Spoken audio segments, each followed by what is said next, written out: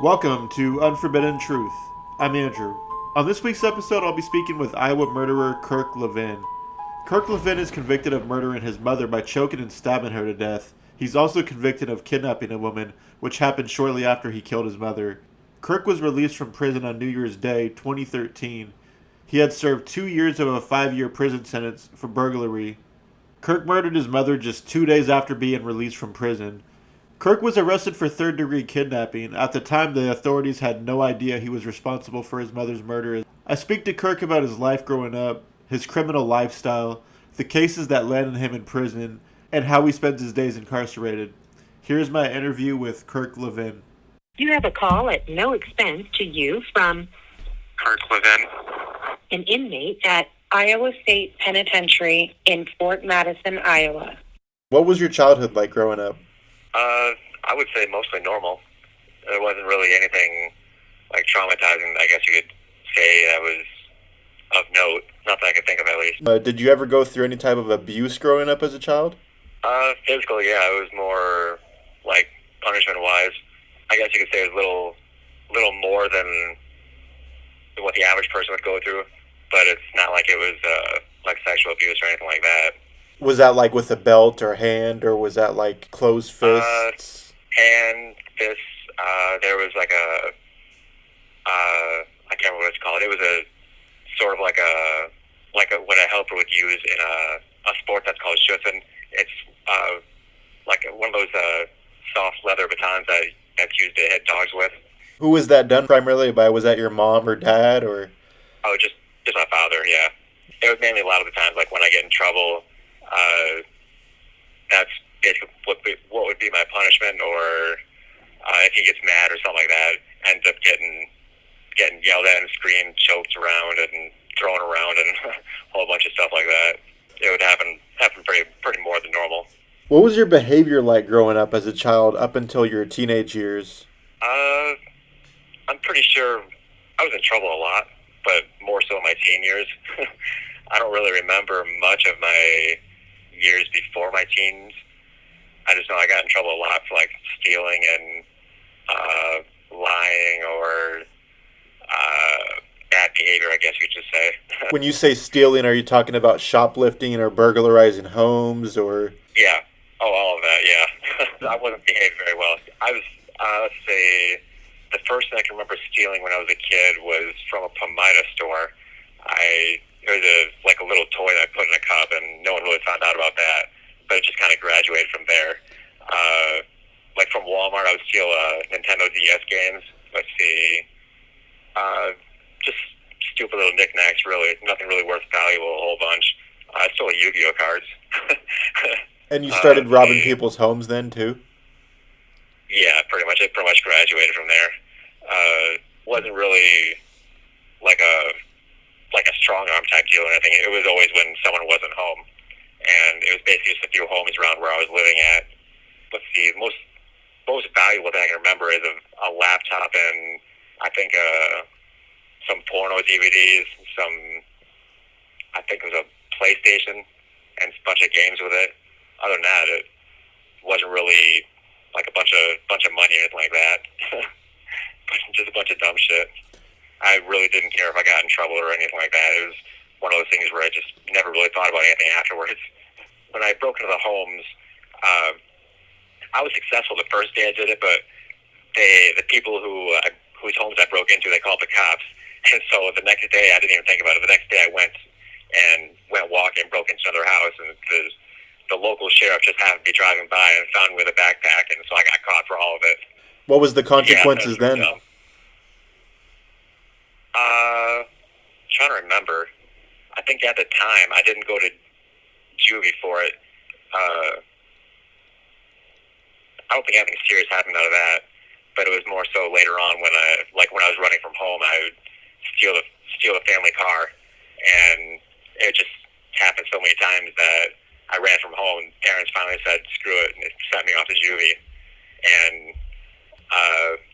later on down the road, when I broke into a house, my blood was all over the place, and I was already on parole, so I basically just let the cops to the place and said, "Here, this is what I did."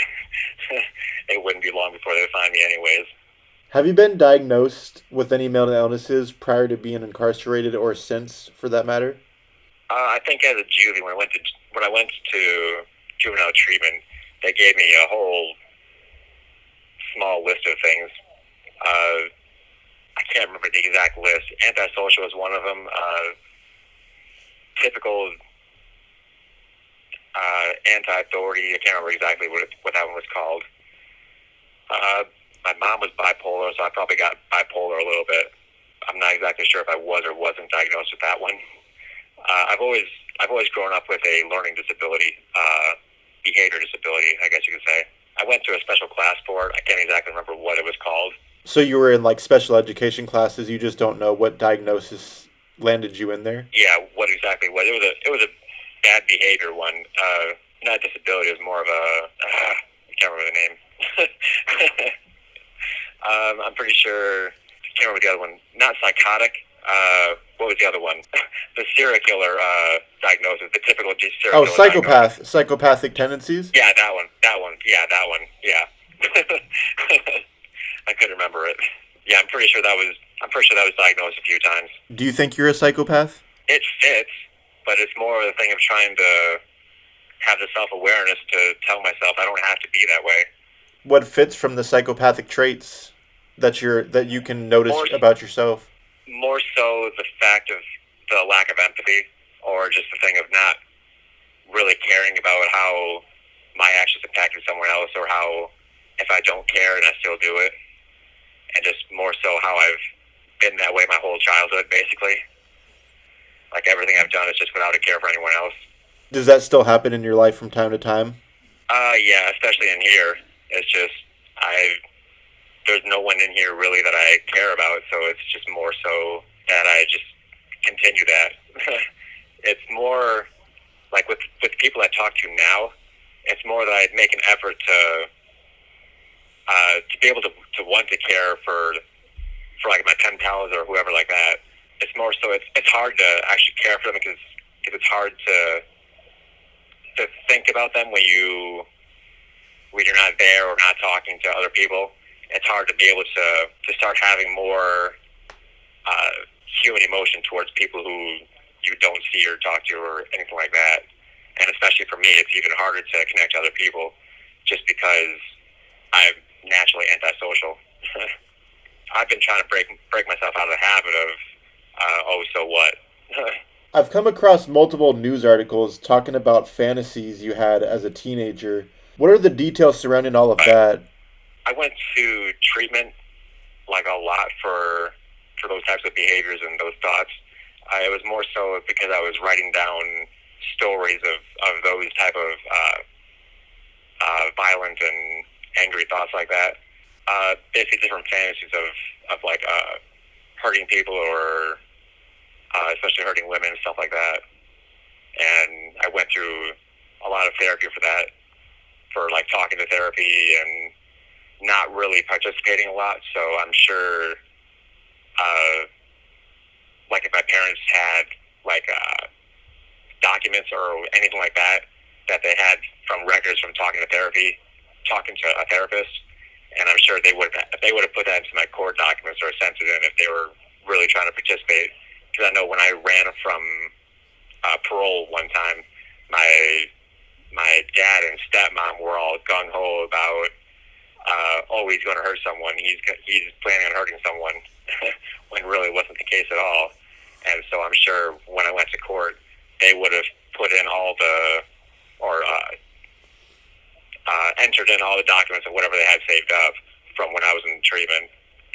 And so I'm sure whatever information was at court would have been released online, and all that stuff just basically became available or started talking about again once I basically admitted in my interrogation how that I've had fantasies of bondage before, when really it had nothing to do with my victim. But that's how in the interrogation they were trying to say, that's what you were planning to do with your victim, and that's why you were trying to rape her.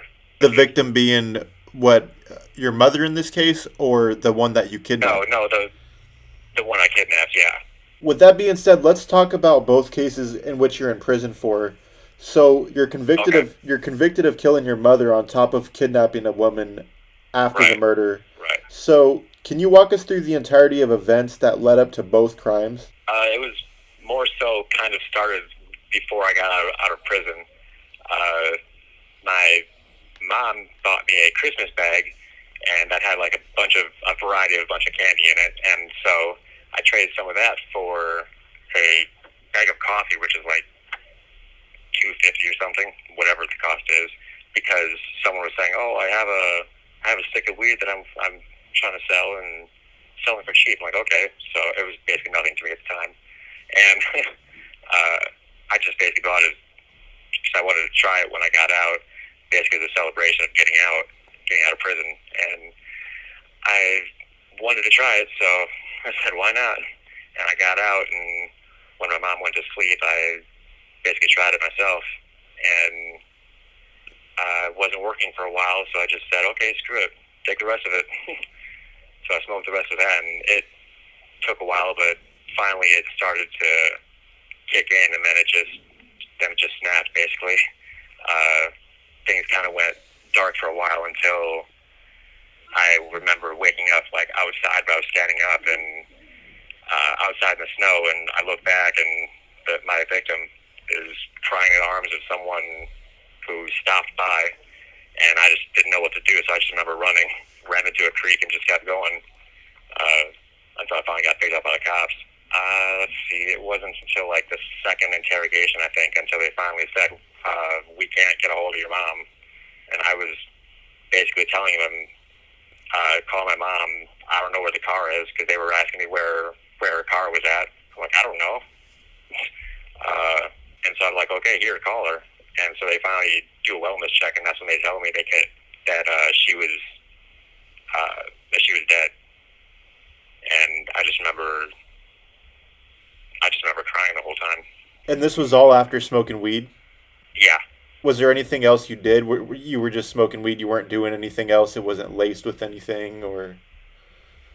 Well, from what I was telling other people around here, is they were saying, like, yeah, that wasn't weed. It was probably some other stuff. Who knows what it was laced with, or if it really was even weed.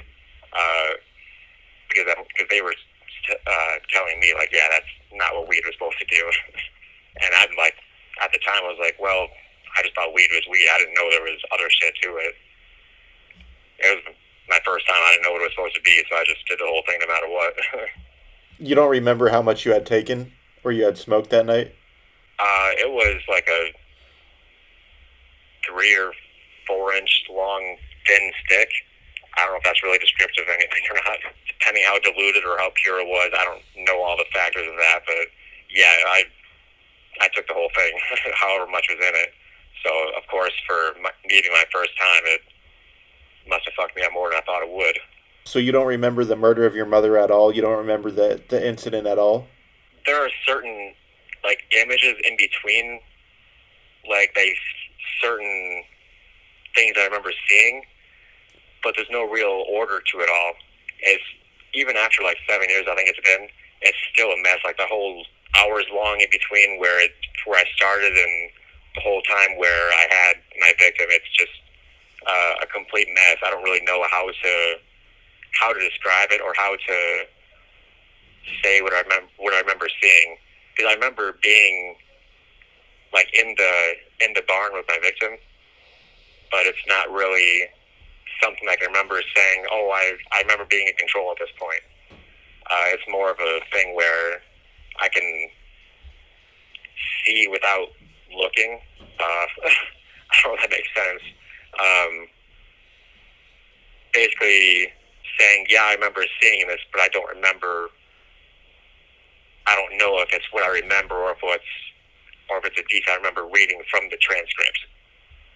And I can look back at the transcript and basically picture what's going on, but really at the time, like before reading the transcript, I had no memory of what was going on or what happened.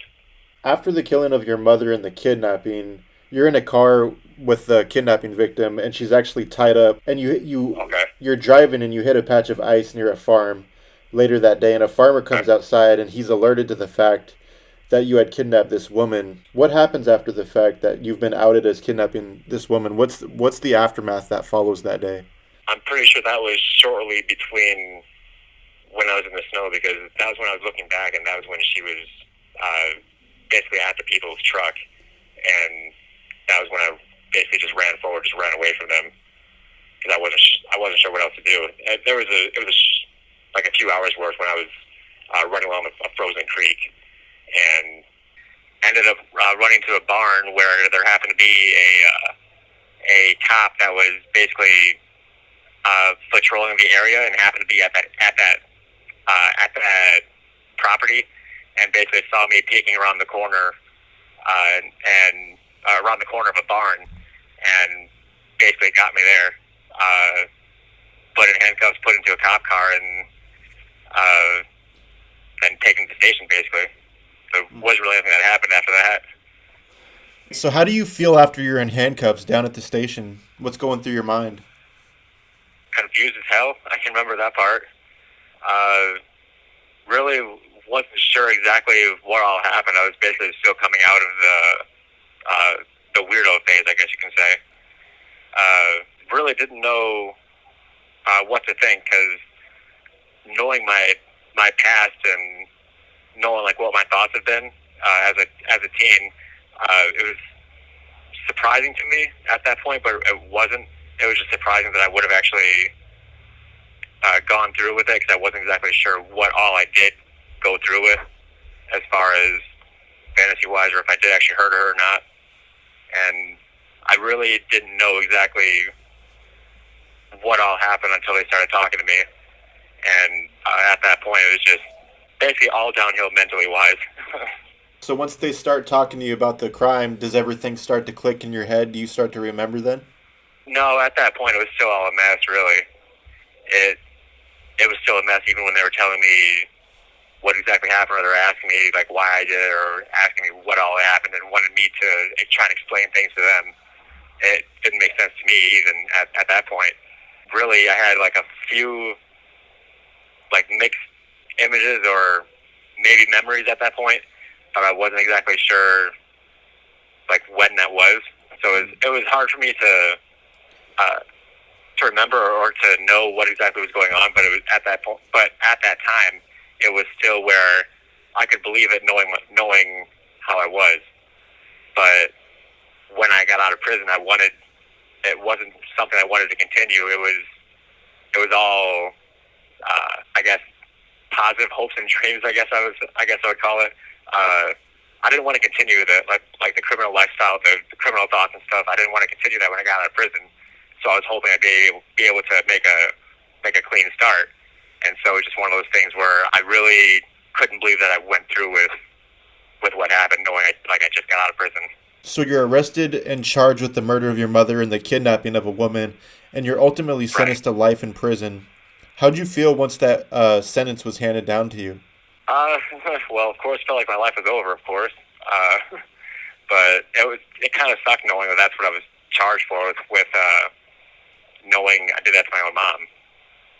And it just, at that point, kind of hard to take in. For at that time, my thoughts didn't really start to kick in until later on. Like I was still in a daze during court. I really don't even remember much of court, like being at next to my public defender, or even when my public defender was talking to me like in private. There's not much I still remember about that. I can still remember my public defender telling me not to give a reaction when they gave the ruling, and I remember just thinking, well, I haven't really been reacting to anything that was going on anyways, because at that time I already knew what they were going to say. It was basically life in prison, so I was already prepared for it. It was just a thing of, I really couldn't believe that I actually did that to my own family. Was it kind of like a shocking feeling in court, knowing, that sentence was just a little extra, just confirming the fact that you killed your mom? Yeah, it kind of was. That, and after that, just once I started thinking about it more, a lot of just more guilt and shame and everything else A lot more self-hatred comes into play later on. So how do you deal with that self-hatred this day and age? How do you deal with it? A few years ago, I started taking more pills, and at one point, it turned to cutting in here. And I think 3 years ago, I tried to overdose on my pills at one point, and that didn't work. So I tried to kill myself, tried to get it over with, because just basically like during Christmas time, I started to think about it more, and then of course on the day of January 3rd, that day always gets to me, and suicide starts to be more in my mind, I guess you can say. So like 3 years ago or so, that's when I tried to overdose on pills, and that didn't work. So 2 years ago, I think I tried to cut myself, and the little disposable razor wasn't really working. It was flexing around my vein and couldn't do it. So it took like over 15 minutes and didn't do anything to me. So I stopped that. It was an extra effort to try and just do that. And really, I haven't been thinking about it after that. I kind of just gave up on that.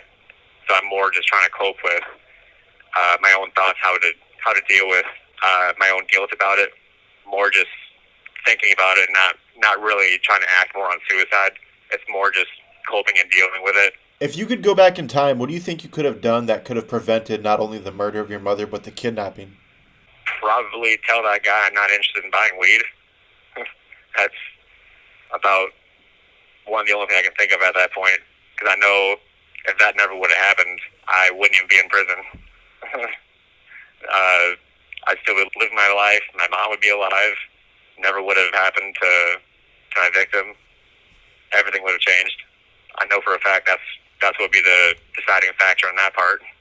Serving a life sentence in prison, how do you spend your days in prison day to day? What does an average day look like for you? Monotony on repeat. I guess you could say that. There's really not much going on. If I was in a medium prison, I'd be able to go outside all day, but because I'm in a max, we have a limited amount of time we can go outside. So really, I'm on a level where we have what's called a pod time, so we can go out into the day room for however long we want. And if we were if I was on a lower level, I would have a time limit on that too. But because I'm on the level where I'm at, I'm able to be on the pod almost all day. So I play chess, play board games like checkers, or started playing Othello again. But sometimes I play cards. During our rec time where we can go outside, I work out, play some sports like volleyball or softball. Other than that, talk with some people sometimes. I write, watch TV. Sometimes I read, but not very much. Other than that, if I stay busy enough, the days can go by pretty fast. Don't really do much else other than that, though. Try to spend the time as much as I can. Try to use it as wisely as I can. Sometimes if I don't do anything, I feel like I wasted the day. So, before we conclude this interview, is there anything that you would like to say that we haven't covered? I really can't think of anything at the moment. I'll probably think of something later on, though. That was my interview with Kirk Levin. Thank you for listening.